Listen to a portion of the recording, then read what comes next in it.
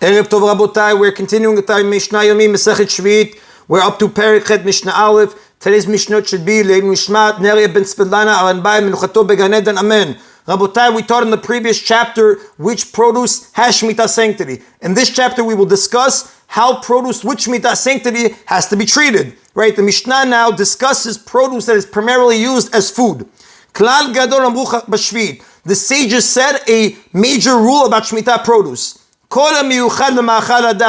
Any kind of produce that is reserved for human consumption, we cannot make it into a bandage for a person. The Rab explains, milugma is a tachboshet ultiya. It's a type of bandage, and the word milugma comes from the word milo lugma, a cheekful, because he says it was the way of a person to chew a cheekful of wheat or figs and put it on his wound. Now, since wheat is generally reserved for food, a person cannot use softened wheat kernels of Shemitah for a bandage.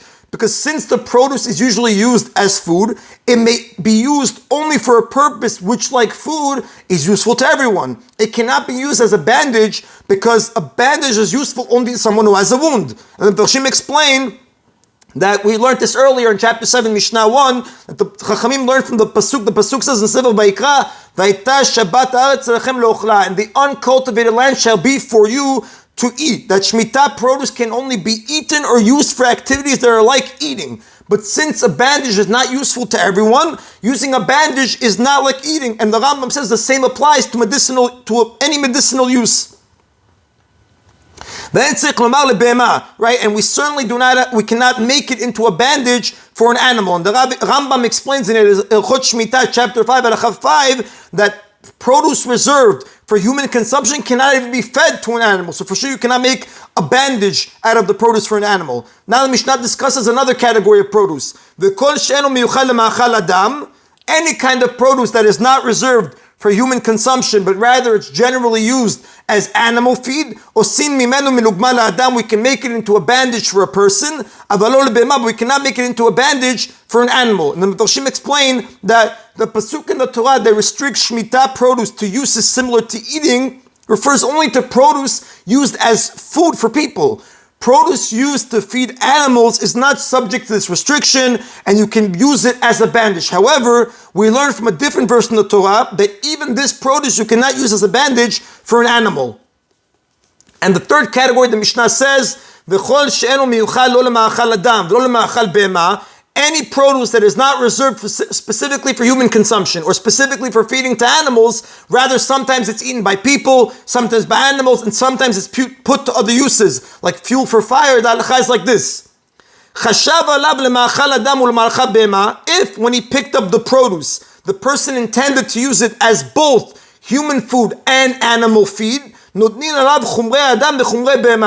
apply to it both the stringencies of human food, meaning you cannot use it as a bandage, like we said earlier, and the stringencies of animal food, meaning you cannot cook it. Why? Because we're gonna explain right now, animal feed that has Shemitah sanctity is not allowed to be cooked.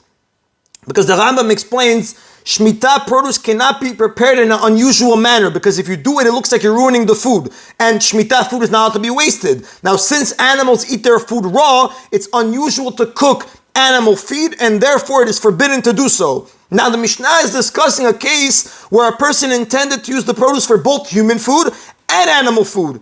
If he intended to use it only for human food, we would treat it only as human food. And if he intended to use it as only animal food, we treat it only as animal food. The reason we're giving stringency of both is because he intended to use it for both. But if he intended to use it as firewood, we treat it as firewood, which has no Shemitah sanctity at all. For example, examples of such produce is pennyroyal, hyssop, and savory, which is various herb plants. Now, these are all used sometimes as food for people, sometimes as feed for animals, and sometimes as fuel for fire. Now, that's the end of Mishnah Aleph. Mishnah Bet is going to discuss how Shemitah produce can be used. Sheviit nitna la'achila v'lishtiya u'l'sicha.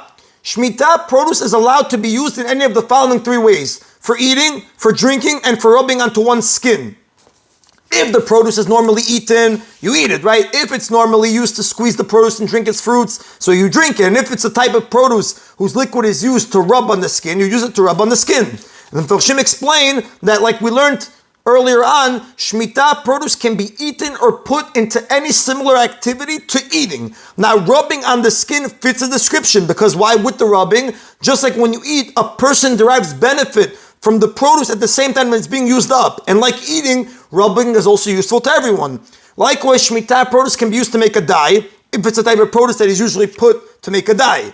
Right? And Shemitah oil can be used to fuel a lamp, like the Mishnah will say. And Varshim also explain, if an item is commonly used in more than one way, it can be used in any way that it's usual for the item. For example, olives are eaten, and their oil is drunk and rubbed on the skin. Therefore, you can put the olives to any one of these three uses. The Mishnah explains, לאכול דבר שדרכו לאכול, ולסוך דבר שדרכו לסוך, לא יסוך יין וחומץ, אבל סחו את השמן, right? We are to eat only what is normal to eat, meaning a person does not have to eat Shemitah produce if it is rotten, because such produce is not normally eaten, right? In addition, the Mefarshim explain that Shemitah produce can be eaten only in the manner in which that type of produce is usually eaten. If it's a type of produce that is usually cooked, you cannot eat it raw, and if it's usually eaten raw, you cannot cook it.